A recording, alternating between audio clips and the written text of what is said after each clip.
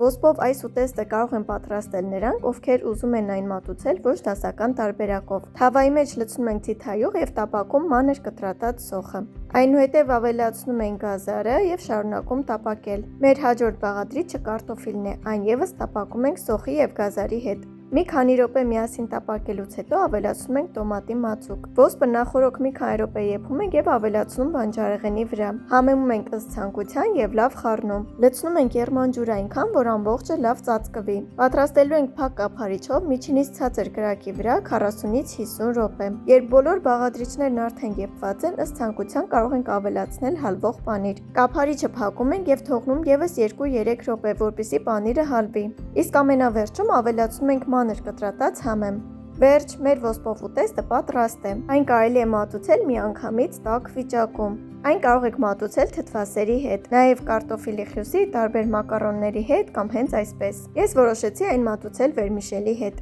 Դե ինչ, դուք էլ պահպանեք բաղադրատոմսը և պատրաստեք ոսպը այս տարբերակով։ Նաև միացեք ինձ այլ համեղ բաղադրատոմսեր գտնելու համար։ Բարի ախորժակ։